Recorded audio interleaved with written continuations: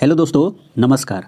उम्मीद करता हूँ कि आप लोग स्वस्थ होंगे और मस्त होंगे और अपनी पढ़ाई में व्यस्त होंगे।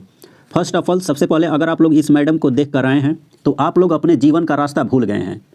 तो मैं आपको भटके हुए रास्ते से सही डायरेक्शन में लाने के लिए कुछ बातें बताऊंगा, जो आप अगर इसको फॉलो करते हैं तो आप अपनी ज़िंदगी में मैथ के लिए रोना छोड़ देंगे। सच बात बता रहा हूँ। आपको क्या करना पड़ेगा, अच्छे से सुनिए। आने वाले वीडियो में मैं आपको हर एक चीज़ अच्छे से एक्सप्लेन करूंगा कि आपका पढ़ने में मन क्यों नहीं लगता है। मैथ से अगर आप लोग डर लगता है तो अगर आप लोग देखिए एनटीपीसी 2024 में मैथ में अगर अच्छा करना चाहते हैं, अगर आज भी आप लोग जीरो लेवल पे हैं, अगर आप लोग जीरो से सोचिए शिखर तक जाना चाहते हैं, तो सबसे पहले कुछ यहाँ पे स्टेप फॉलो करना पड़ेगा। अगर आप लोग उस चीज़ को फॉलो करते हैं तो आप अपने ज़िंदगी में मैथ के लिए रोना बंद कर दीजिए।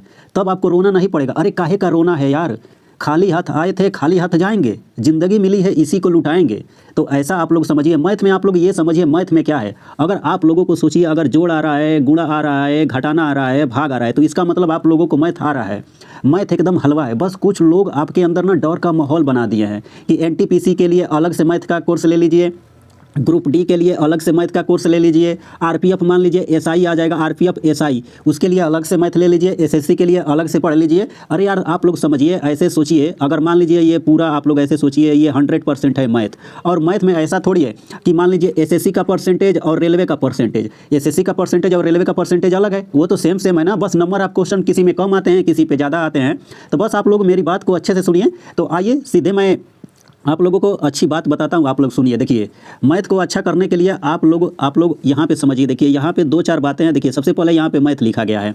अब सबसे पहला पॉइंट आपको क्या करना पड़ेगा, तो देखिए मैथ में सबसे पहले आपको धैर्य रखना पड़ेगा, पेशेंस बना के रखना पड़ेगा। मैथ के लिए आपको क्या करना पड़ता है, संघर्ष करना पड़ता है, और संघर्ष भी कई प्रकार से करना पड़ता है। समझ रहे हैं।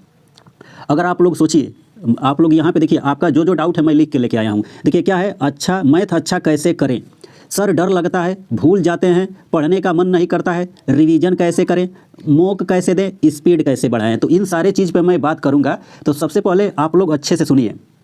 देखिए सबसे पहले यहाँ से तो मैं बता दिया हूँ। देखिए मैथ एक ऐसा टॉपिक है, अगर आप लोगों का तैयार हो जाएगा तो सोचिए आप लोग इसमें 100% तक स्कोर कर सकते हैं, क्योंकि इसका सिलेबस फिक्स रहता है। इसमें आप लोग स्कोरिंग, ये आपका स्कोर बूस्ट करेगा। तो सबसे पहले आपको धैर्य रखना है, और धैर्य के साथ साथ आपको इसमें थोड़ा सा संघर्ष करना पड़ेगा। समझिए।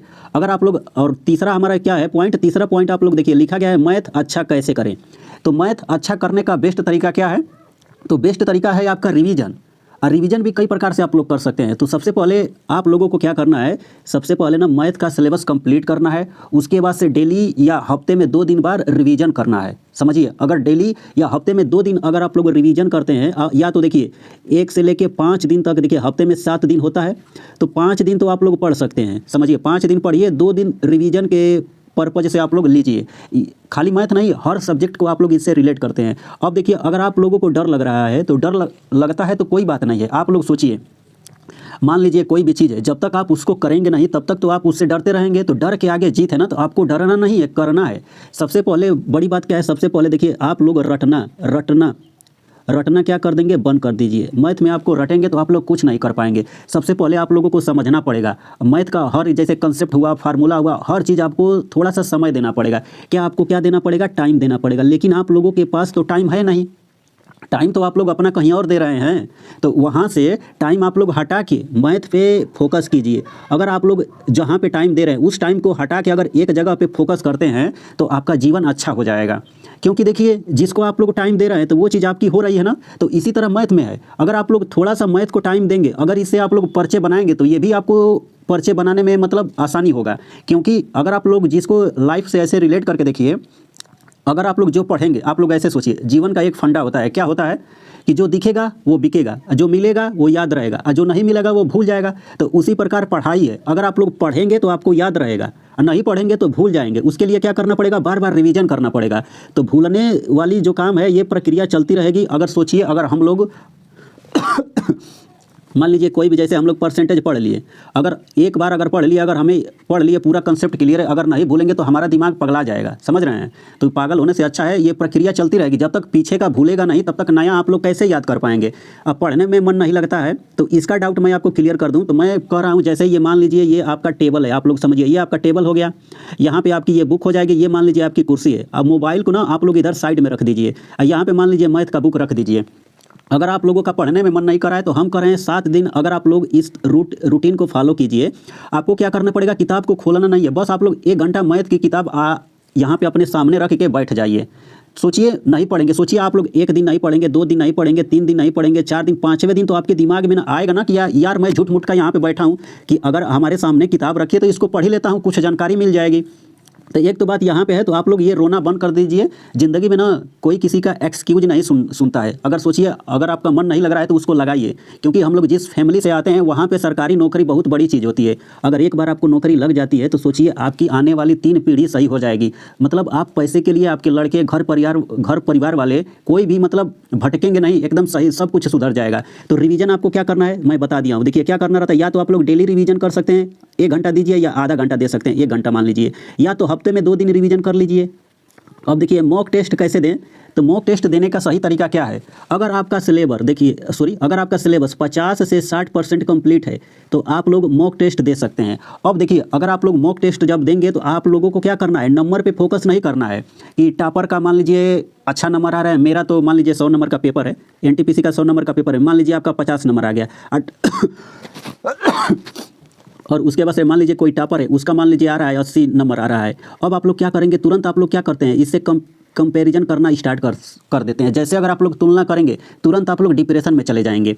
तो सबसे पहले आपको ये देखना है, अगर मॉक टेस्ट दे रहे हैं तो सबसे पहले ये देखिए आपकी जो गलती हो रही है वो कहाँ पे हो रही है, कौन से सवाल से मैं गलत कर दिया हूँ कि हमें कंसेप्ट नहीं आता था कि कहाँ पर गलती की गई है, तो वो चीज़ आप लोग यहाँ से कर सकते हैं। तो मैं बाद में एक वीडियो लेके आऊँगा कि मॉक टेस्ट कैसे दें, एनालिसिस कैसे करें, हर चीज़ को अच्छे से एक्सप्लेन करूँगा, तो वो अलग वीडियो हो जाएगी। इसमें है आपको मैथ से रिलेटेड आपको अच्छा करना है तो मैं वो भी बताऊँगा कि आपको कौन सा सब्जेक्ट से स्टार्ट करना चाहिए, कहाँ से कहाँ तक आपको प्रीवियस ईयर कवर करना चाहिए। जितने भी डाउट हैं तो सब अभी आपका क्लियर हो जाएगा। उसके बाद भी अगर आपका जो भी डाउट बचता है तो आप लोग कमेंट बॉक्स में कमेंट कर सकते हैं। अब देखिए कुछ लोग का मानना है सर स्पीड कैसे बढ़ाएं, तो सबसे पहले आप लोग कैलकुलेशन पे वर्क कीजिए। अगर आपका कैलकुलेशन अच्छा है तो स्पीड आपकी ऑटोमेटिक बढ़ जाएगी, क्योंकि मॉक टेस्ट देंगे तो अभी आपका क्या होगा, स्पीड बढ़ेगा। तो ये तो मतलब लास्ट का फैक्टर है। सबसे पहले आप लोगों को सिलेबस कंप्लीट करना है और पढ़ाई में मन लगाना है। तो आइए नेक्स्ट चलते हैं। देखिए अब देखिए आपका जो भी डाउट है यहाँ से सारे डाउट आपका मैं क्लियर कर दूंगा। अच्छे से आप लोगों को क्या करना है, समझना है। देखिए railway previous year paper math में देखिए सबसे पहले देखिए आरआरबी एनटीपीसी का पिछले साल जो एग्जाम हुआ है उसका आप लोगों को एकदम श्योर है 100% इसको सॉल्व करना है। समझिए अगर टाइम मिलेगा, टाइम है तो आप लोग सॉल्व कीजिए। उसके बाद से रेलवे ग्रुप डी का पेपर जो है इसको सॉल्व कीजिए। उसके बाद से देखिए आरपीएफ एसआई का पेपर सॉल्व कीजिए, पिछले साल वाला भी, इस साल वाला भी। तो इस साल वाला तो मैं आपको बता दूं, देखिए अभी एलपी का एग्जाम हुआ है, इसका मैं टॉपिक वाइज, सोचिए टॉपिक वाइज सलूशन मैं करवा रहा हूं, और 4 मतलब बस टॉपिक बचा है, बाकी वीडियो कंप्लीट हो गई है, प्लेलिस्ट भी बना दी गई है, आप लोग वहां से देख सकते हैं। अब देखिए आरपीएफ कांस्टेबल का आने वाले दिनों में एग्जाम है, तो इसका PYQ आपको लगाना है। उसके बाद से ALP का सॉल्व करना है और RRB JEE का सॉल्व करना है। अब देखिए जितने भी एग्जाम है इसमें सबसे बड़ी बात क्या है, आपका एग्जाम क्या करवाएगी, TCS कंडक्ट करवाएगी। समझ रहे हैं, TCS अगर कंडक्ट करवाएगी, TCS मतलब क्या होता है, PYQ समझिए। अगर आप लोग प्रीवियस ईयर पेपर इतना सॉल्व कर लेते हैं तो मैं दावे के साथ कहता हूं कि एनटीपीसी 2024 में अगर प्री में 30 नंबर का मैथ आता है तो आप लोग समझ जाइए 25 से 28 क्वेश्चन सॉल्व कर सकते हैं। और 1-2 क्वेश्चन तो आप लोग 2 से 3 क्वेश्चन आप लोग ऐसे सोचिए कि ये लोग ऐसे बनाते हैं कि मतलब कुछ लोग फंस जाएंगे, नहीं सॉल्व हो पाएगा। तो वो चीज़ आप लोग देखिए 2-3 क्वेश्चन के पीछे आप लोग ये 28-25 क्वेश्चन को छोड़ देते हैं, तो आपकी सबसे बड़ी गलती यहाँ पर आप लोग करते हैं। आप लोग 2-3 क्वेश्चन के लिए सोचिए टेलीग्राम ग्रुप ज्वाइन करते हैं, दिन भर डाउट सॉल्व करते रहते हैं, तो टेलीग्राम पे जाना नहीं है। आपको क्या करना है, बस आप लोग इतने चीज़ पे फोकस कर लीजिए। RRB NTPC, group D, RPF SI, RPF constable, ALP और RRB JEE का जितना भी प्रीवियस ईयर पेपर है आप लोगों को सॉल्व करना है। अगर आप लोग नहीं सॉल्व कर पाएंगे तो मैं खुद आप लोगों को पढ़ाने वाला हूँ। जितने भी पेपर हैं देखिए NTPC, group D, RPF SI, आप लोग यहाँ पे जितना भी देख रहे हैं सबका मैं PYQ करवाऊंगा। वो भी कैसे, टॉपिक वाइज मैं करवाने वाला हूं। समझिए टॉपिक वाइज मैं करवाने वाला हूं, तो आप लोग इस चैनल को सब्सक्राइब कर लीजिए। अब रही बात क्या है, देखिए कुछ लोगों का डाउट है कि सर मैथ में जो टॉपिक है हम लोग कहां से स्टार्ट करें जिससे कि हम लोगों को अच्छे से समझ में भी आए और हमको रोना भी ना पड़े। तो मैं आप लोगों को बात बता दूँ, देखिए सबसे पहले सबसे कौन सा टॉपिक पढ़े, सबसे पहले आप लोग कौन सा टॉपिक पढ़ेंगे, तो देखिए सबसे पहले आप लोगों को क्या पढ़ना है। देखिए सबसे पहले आप लोग रेशियो एंड प्रोपोर्शनल मतलब अनुपात और समानुपात आपको पढ़ना है। उसके बाद से देखिए आप लोगों को क्या पढ़ना है, परसेंटेज पढ़ना है। परसेंटेज पे ये 2 ऐसे चैप्टर हैं, पूरा मतलब सोचिए जो अंक गणित है, अर्थमेटिक जो है इसकी जान है। समझ रहे हैं, देखिए ये रेशियो अगर आपका कंप्लीट हो जाएगा, ये रेशियो अगर आप लोग कंप्लीट कर सकते हैं तो इसी से रिलेटेड सोचिए टाइम एंड वर्क भी है, परसेंटेज भी है, उसके बाद से देखिए प्रॉफिट एंड लॉस भी इसी से रिलेटेड है। प्रॉफिट एंड लॉस जब भी पढ़ेंगे मतलब लाभ हानि पढ़ने के बाद आपको क्या करना चाहिए, देखिए एसआई एंड सीआई पढ़ना चाहिए। एसआई और सीआई में क्या है, मतलब साधारण ब्याज, चक्रवृद्धि ब्याज।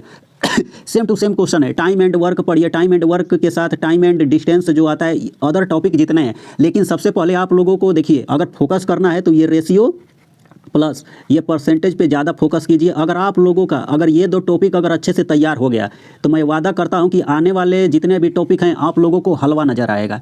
तो मैं स्टार्ट करूंगा, जल्दी ही क्लास आपको मिलेगी। सबसे पहले हम लोग रेशियो से पढ़ेंगे। रेशियो में भी देखिए मैथ जो है, मैथ पढ़ने का दो तरीका होता है। एक तो आप लोग क्या करेंगे, टाइप वाइज पढ़ेंगे। दूसरा क्या होता है, सबसे पहले मैं आपको क्वेश्चन दिखाऊंगा। सोचिए सबसे पहले मैं आपको क्या दिखाऊंगा, क्वेश्चन दिखाऊंगा, उसके बाद से मैं क्वेश्चन का सलूशन करवाऊंगा। तो टाइप वाइज न पढ़ के अगर आप लोग इस तरीके से पढ़ते हैं तो आप लोग बहुत अच्छा सीखेंगे और इसमें आपका मन भी लगेगा।